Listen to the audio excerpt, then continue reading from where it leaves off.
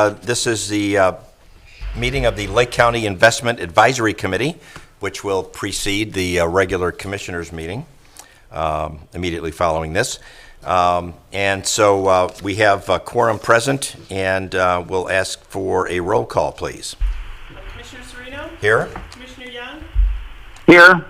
And I'm here. Okay, great. We have everybody here. I'll entertain a motion to approve the minutes of our April 30th, 2020 meeting. So moved. So moved. Ron, we have a second. All those in favor? Or we do a roll call? No roll call. All those are in favor? Aye. Aye. Okay. Aye. The minutes are approved. Any old business? Okay, so we'll move into our new business, and Eileen will step up to the podium and go through her quarterly report for us. Thank you, and welcome back. Yes, thank you. As I was telling the folks when I first came in, this is my first live meeting in this new world, so you guys are special. We do that. Yeah. So, any event, yeah, if we wanted to bring up the presentation there. So again, yeah, it's hard to believe it's been a quarter. The time has, in many ways, dragged on, but in other ways it has moved very quickly. And needless to say, as we all know, the obvious is that we are still dealing with lockdown globally, lockdowns throughout the U.S., efforts to try to restart the economies, and things are just moving very slow. So the expectations are that that will continue. If we want to flip to page 2, we can see here, these are the many programs, a sampling of the many programs that the Federal Reserve enacted in order to respond to the crisis. They started out March 3rd, reduced that overnight interest rate by a full 1%, followed up on March 15th with another 0.50. We're now down in the range of 0 to 0.25. They have subsequently met several times since that action was taken and have reiterated maintaining that level of interest rate, and really in response to questions that have been raised insofar as what has to happen in order for them to consider raising interest rates.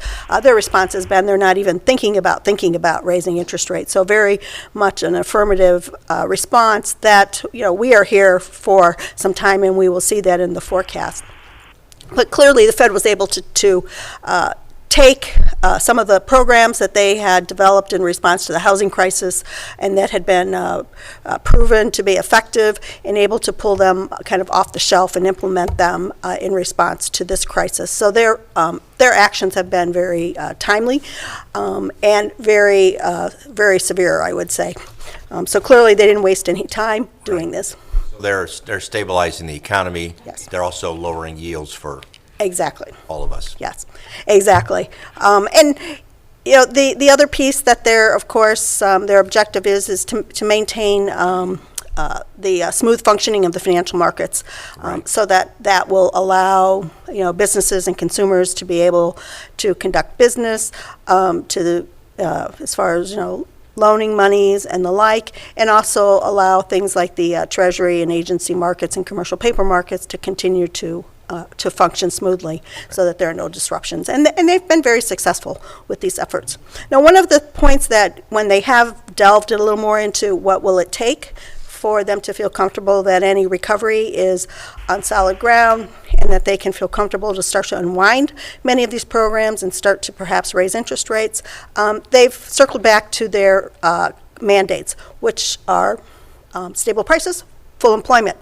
And stable prices, as we know, is inflation. Inflation has been running below their 2% target. At last read, it's just under 1%. Inflation expectations are still low as well.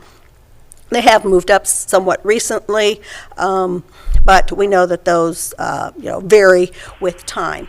But from the employment picture, this is really where is kind of the big gorilla in the room, at least particularly here in the United States. And if we want to flip to page 5, we can see that this is the initial jobless claims numbers. And so this shows folks who originally... That's our page 3. Oh, page 3. Yeah, I'm sorry. A little confused. It's 3 on mine, too. Sorry about that.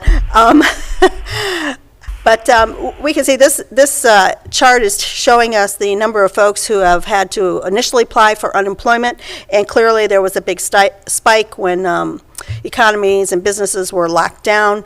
And that trend we have seen has been dropping, which one would expect because, how many more people need to be laid off. But needless to say, I think it's just very telling in that when we look at the number of folks have really have been very negatively impacted by this, and while the stimulus dollars have helped to bridge those gaps financially for them, there still is, as we know, anytime there's a major crisis, it can have an impact on consumer behavior. So we think back, we think about, Depression era mentality. The risks here is that we will have long-lasting effects as it relates to consumer behavior. So even as economies and businesses and states do return back to normal, we think it will take some time for the consumer to feel comfortable enough to revert back to their prior activity, to feel confident that their jobs are solid. Just a couple of points, Eileen. So in Lake County in May, our unemployment was a little bit in excess of 15%. Oh, wow. Okay. And if you were following this curve, because we're lagging in the reporting, obviously, for the county, that number should go down when we get the June numbers in here. But still, 15%. We're above Ohio and above the U.S. In unemployment here. And so that's the impact here is significant. Second thing is we are seeing strength, and correct me if I'm wrong, we're seeing strength in a number of sectors above and beyond expectations. Right. The automobile production sector is going gangbusters. And we know that new car sales in the county have been a real respite for us here because of the fees and things that we get from in the sales tax. Okay. And that housing is there's still a lack of housing stock available for sale. So those are I think I would think you would agree that those are very good signs for sort of leading indicators for where the economy is hopefully going to go if COVID doesn't turn around and get worse. Right, and I would agree with you, and those certainly are two areas that, we certainly have seen just on a national basis also strength. And, and anecdotally, I know, we're headquartered out of Dublin, and of course the Marysville Honda plant is not very far from our offices, and, some of our employees, they live in Marysville, and they have commented about how at the Honda plant, they're going full steam. Working overtime and such. And again, to your point, producing more vehicles because there is that demand for vehicles. So my last point is, so the services sector must be the one that's really holding things down. Yes. Holding the jobless claims up, I should say. Yes, exactly. And to your point, yes, on the service sector, particularly when we look at the leisure, travel, hospitality sectors as well. And then, of course, as part of in this whole mix has been the impact on the small business community. As we know, small businesses tend to contribute about 50% of the jobs in the U.S., and the small business community has been is being very hard hit as well. Very difficult for them to continue to survive. Great, thank you. Page 4, now I'm on the right page, gives us an idea of, and this is issued by the Bureau of Labor Statistics. It shows us the unemployed people as under their measurements, and it categorized them insofar as are they unemployed due to temporary factors, so to the point of travel, leisure, hospitality. The expectations are that as those industries return to normal activity, that those folks will be reemployed, versus folks that are considered to be permanent job losers. And so the trends that we see here is as things have opened up, the folks who are unemployed due to temporary reasons, that trend has been downward sloping, but the disturbing offset to that is the trend of permanent job losers has been increasing. And so this clearly is something that we find concerning, and feeds into the thesis that it just is going to take some time for the economy to recover, for job the job picture to get back to anything approaching where it was pre-pandemic. We think back in February, the unemployment rate was 3.5%. It now stands at 11.1%. We get an update on that tomorrow. Expectations are it will improve maybe to 10%, but needless to say, that still is a big gap to fill. And the pace of filling that is just going to take some time.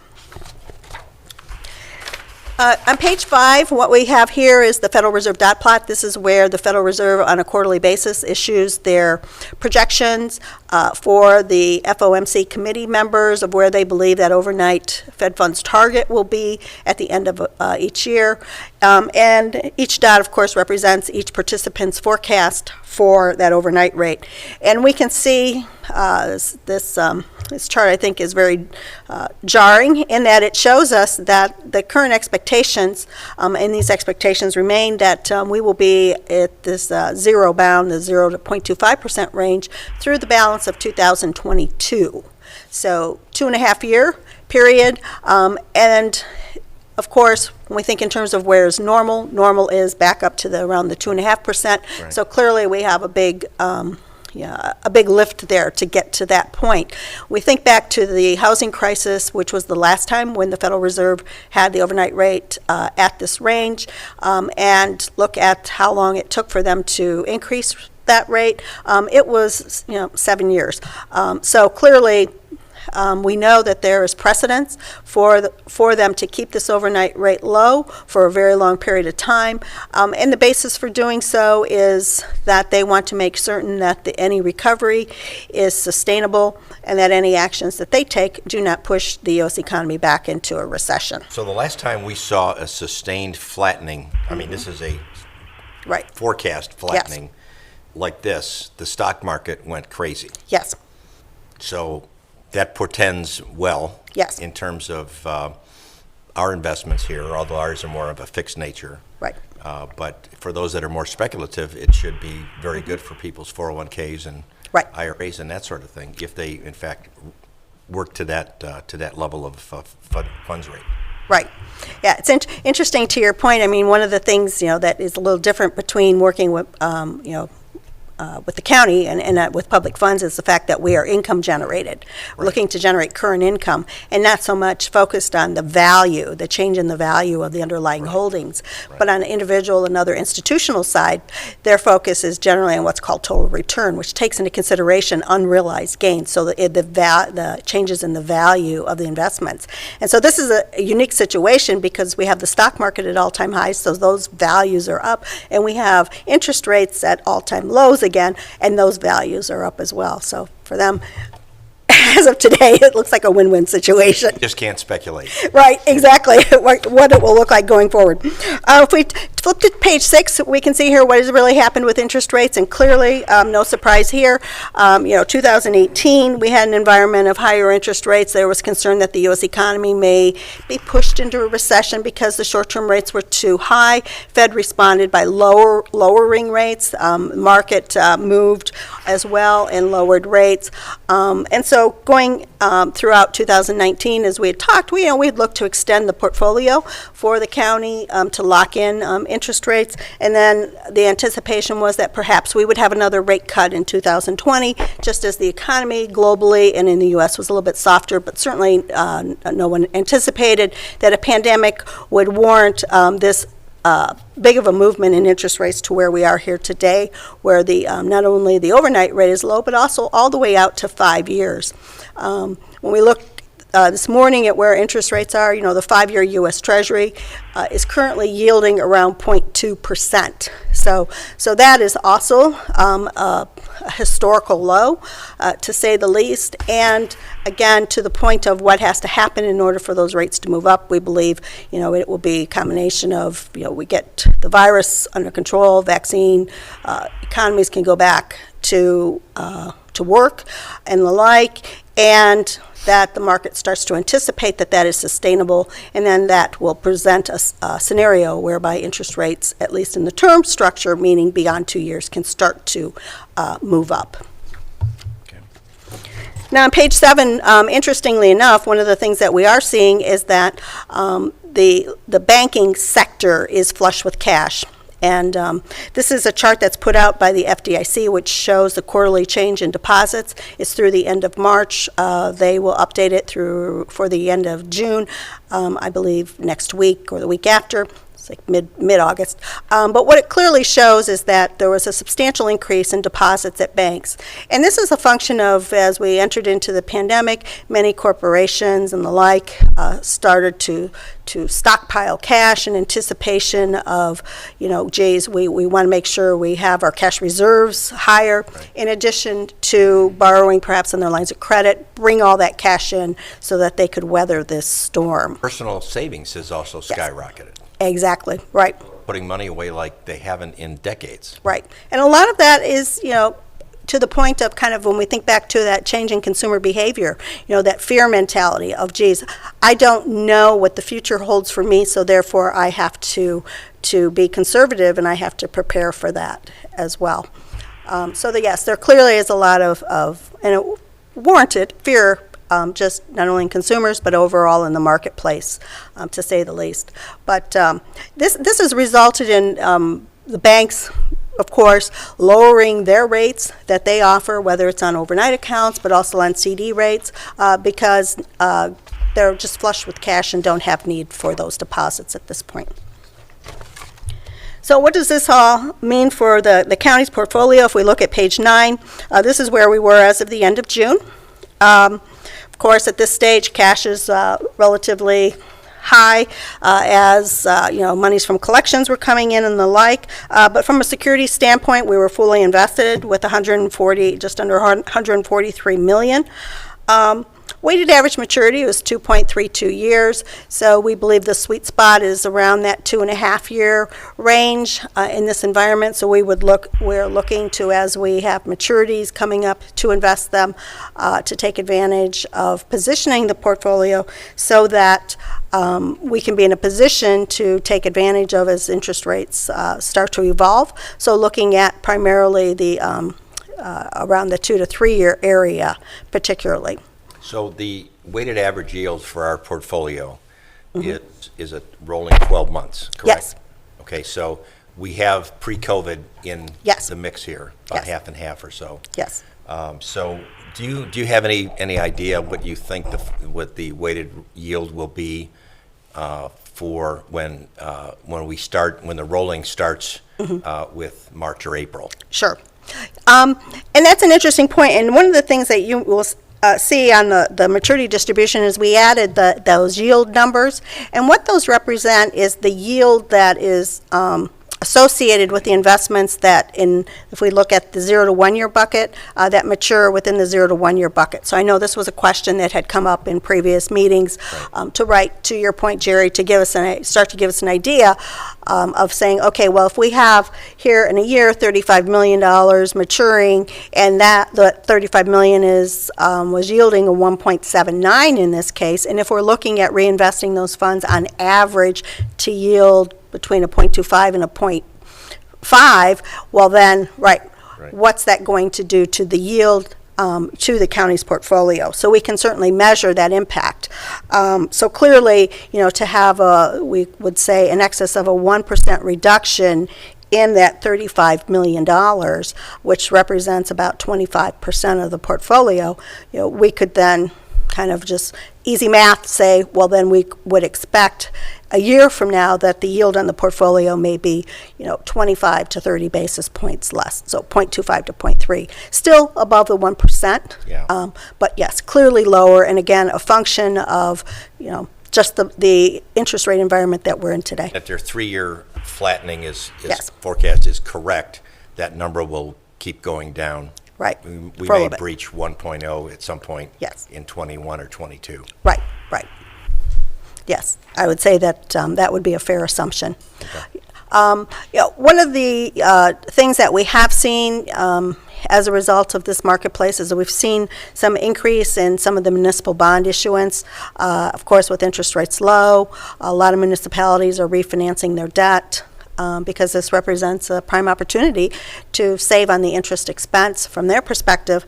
And while there is very strong demand for these issues, we are also a player in that market insofar as, bidding on those securities. So looking to add more of those to the investment portfolio when there's an opportunity that provides some yield pickup over the traditional investment. Those are AAA or AA's only? Yeah, double A's, right. Right, or better. We had also previously taken advantage of within the corporate bond market. And again, there's criteria as it relates to investing in corporate bonds. They have to be single A or better, 3-year maximum maturity. And just to kind of give you an idea, I mean, we do our independent credit research at Meter. We've done that for many years in conjunction for our money market fund that we have on our other side of our business, as well as for the state treasurer's office as well. They utilize that for their general fund investments and also for Star Ohio. But we've invested in the strong financial names in addition to also the strong technology names. So we have Apple and Microsoft, and those are very highly rated, very solid companies. Part of our analysis, we stress test to see, okay, if things really go worse, do they have enough cash to make it through that period? Add a little bit. Yeah. Unfortunately, they don't split bonds, do they? No, no, they don't. Got a 4-for-1 split coming up with that. Yeah, that'll be interesting. Taking into consideration, too, some of the efforts to I would say tighten the security restrictions as it relates to technology. Right. And maybe what that can mean for someone like some of these global technology providers. I guess that story, we'll see how that unfolds. Right. Yeah, exactly. But that being said, where we are here today, if we look at that 3 to 4 and 4 to 5 year buckets, we can see, we have $50 million of the county's money locked in longer term, and those are at higher yields, higher than what the portfolio is, so we are locked in there, at those higher rates. And of course, as we have maturities, we will still continue to maintain that current exposure out longer term, not necessarily increase it, but because we will, as things roll down maturity-wise, and as we add new investments in, those yields will fluctuate as well. Great. Okay. Any questions? Thank you, Arlene. No, well I done. I do have one question. Yes. If automotive sales are doing reasonably well in Lake County, and housing seems to be doing well, as indicated by a lack of enough units for sale, why is it that retail isn't doing better? I mean, usually people purchase when they have the money to purchase. And if people have the money to purchase those high-ticket items, I would think they could purchase a number of different things they might want. I'm just wondering, what is your best guess as to why retail establishments, are lagging at this point in time in Lake County? Well, and that's a good question. I think, to the point of when we look at, kind of the national picture and we look at the trends, what we see is that because many folks are staying at home, they're staying in place, that they're not going out to the brick and mortar establishments to make purchases. There's been this big shift, an escalation in the shift to purchases being done online. So therefore, the Overstocks, the Wayfarers of the world, from a housing standpoint, have benefited from that.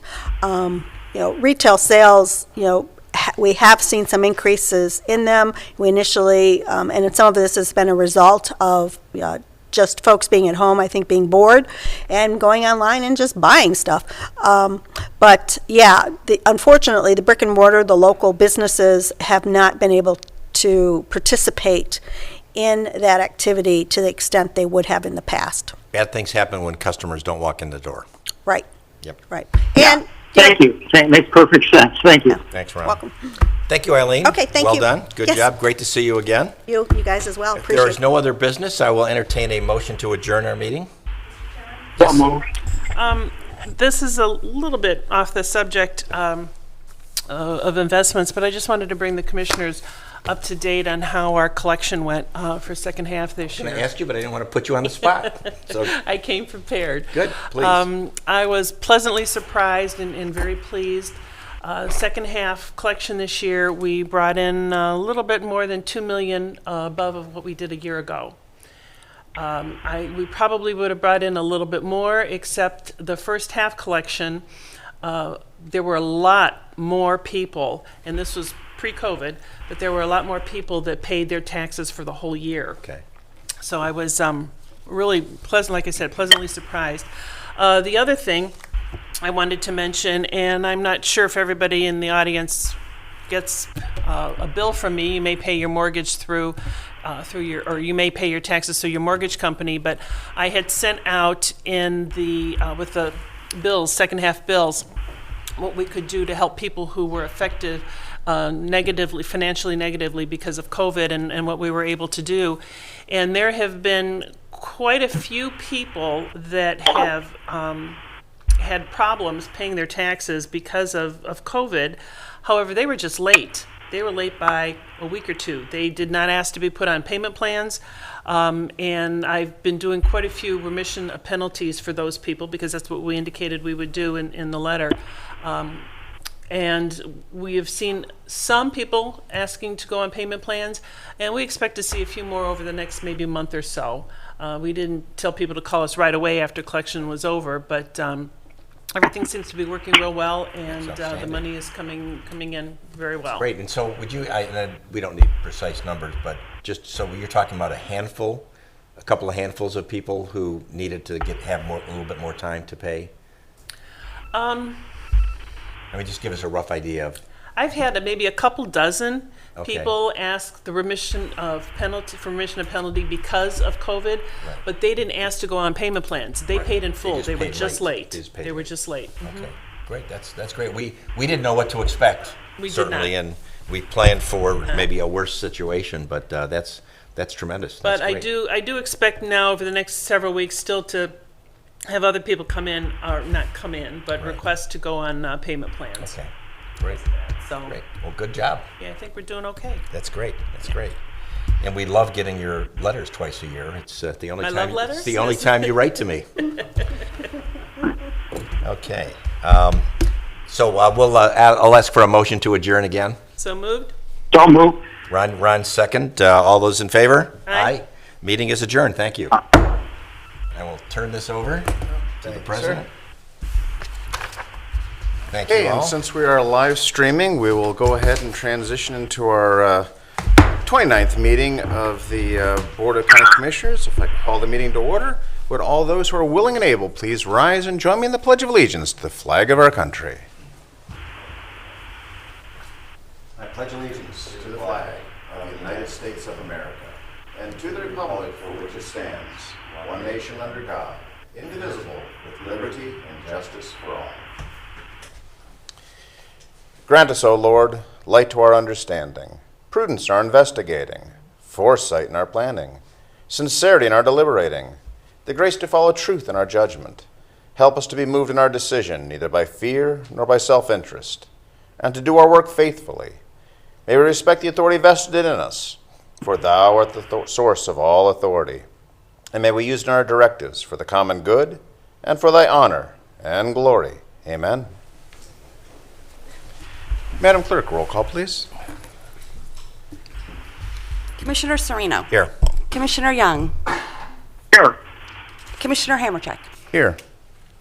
Okay, we have before us the meeting minutes for the regular meetings of July 2nd, July 9, and July 23rd.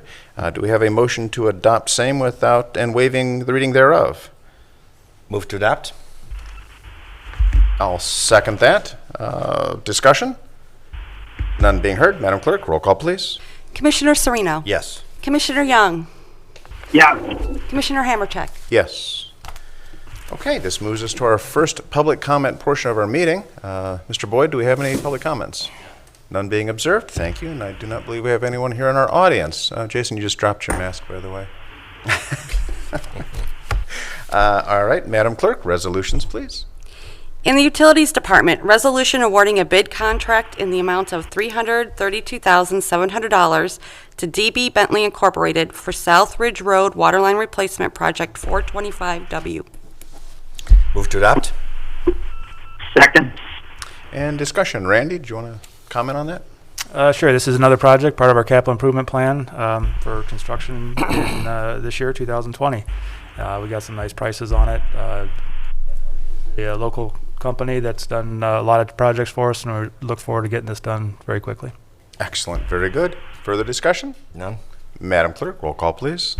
Commissioner Sereno. Yes. Commissioner Young. Yes. Commissioner Hammercheck. Yes. Resolution increasing appropriations and transferring cash within Lake County Department of Utilities, Solid Waste Operating Fund and Project Fund 597. Move to adopt? Second.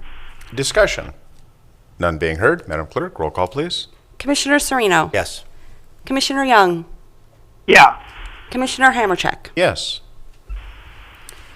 Resolution approving plan specifications and estimates of cost in the amount of $56,779.86 for 5995 North Ridge Road Sanitary Sewer Extension Job Number 20-20 in Madison Township.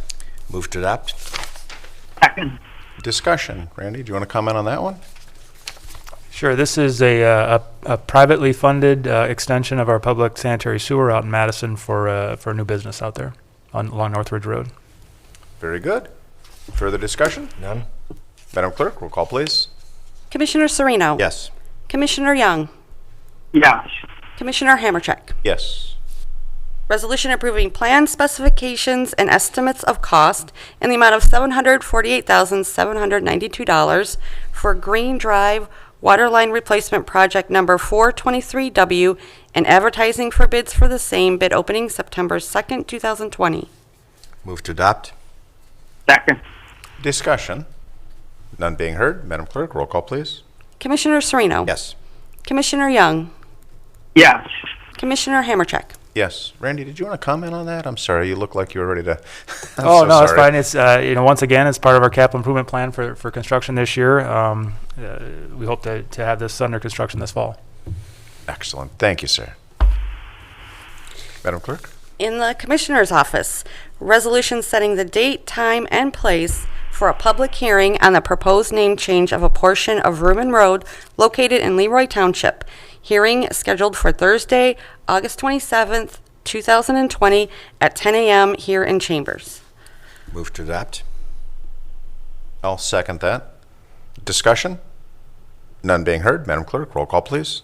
Commissioner Sereno. Yes. Commissioner Young. Yes. Commissioner Hammercheck. Yes. Resolution accepting an emergency management performance COVID-19 supplemental grant in the amount of $39,552.59 effective through September 30th, 2021. Move to adopt? Second. Discussion. Jason, did you want to comment on that? This is a correspondence sent up from EMA Director Joe Busher. This is a supplemental grant from Homeland Security and FEMA for approximately $40,000 to help with COVID-related expenses.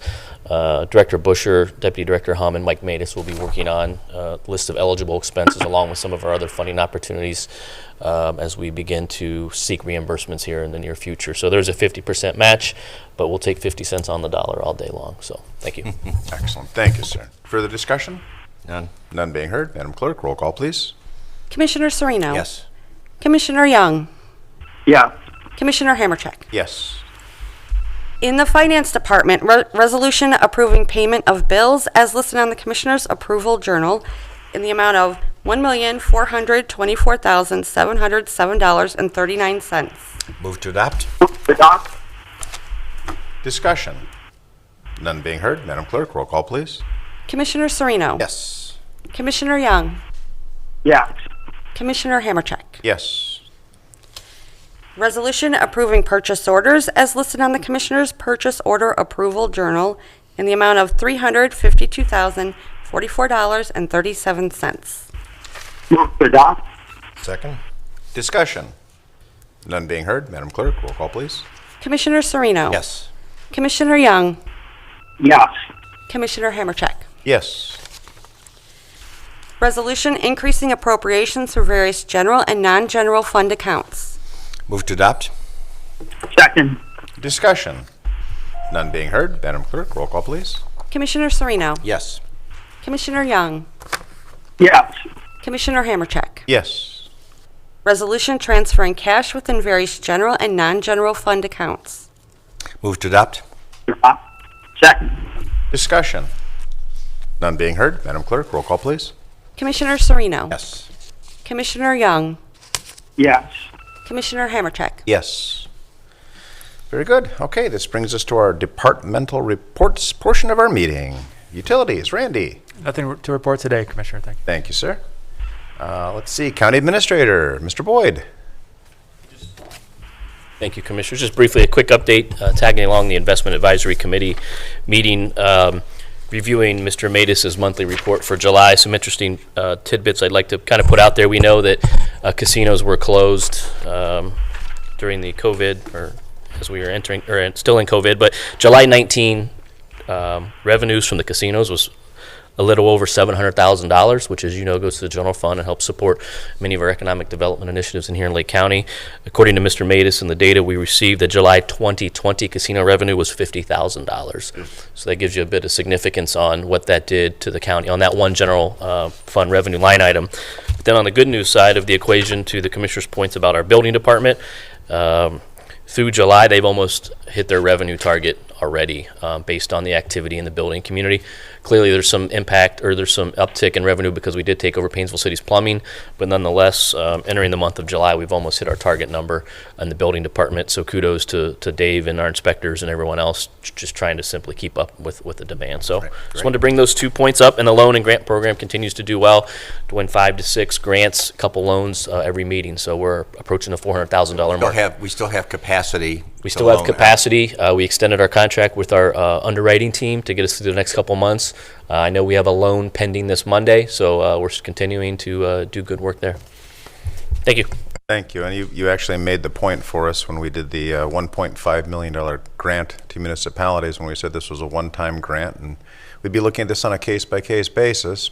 Well, even we couldn't have contemplated this kind of a turn of events, but we honored our commitment, so there you go. Yes, all of the road grants that the commissioners initiated late last year and early this year, all the paperwork's been completed and checks have been distributed to all the communities. Excellent. Thank you, sir. Okay, Madam Clerk. Yes, I wanted to mention that the next Commissioners meeting is going to be Thursday, August 13th at 10 a.m. And also I wanted to mention coming up, there's a few board terms expiring, a couple on the Senior Levy Advisory Panel and a few on the Port Authority. If anyone's interested, they can contact myself. Thank you. Very good. Thank you, ma'am. And legal. No reports, Commissioner. Thank you, sir.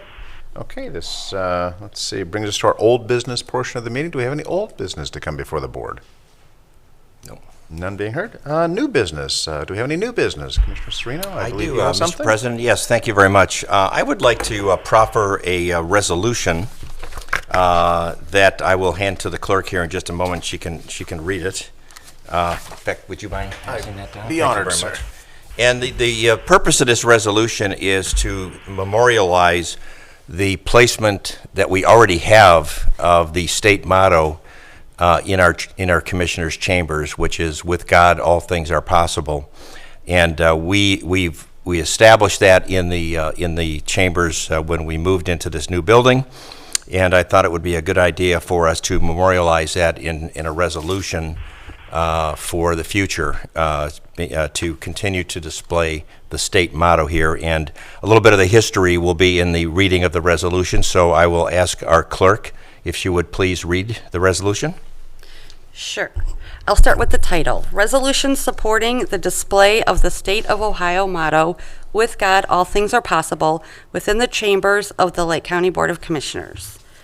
Whereas in 1958, 10-year-old Jimmy Mastronardo of Cincinnati, Ohio, wrote a letter to the editor of the Cincinnati Enquirer in which he stated, "I am very proud of my state and think it should have a state motto like the other 47 states." And whereas 10-year-old Jimmy Mastronardo proposed the state of Ohio motto be, "With God, all things are possible." And whereas the proposal by the 10-year-old boy was enacted as law on October 1st, 1959. And whereas the state of Ohio motto, "With God, all things are possible," was adopted as the official motto of the state on October 1st, 1959, pursuant to Revised Code 5.06.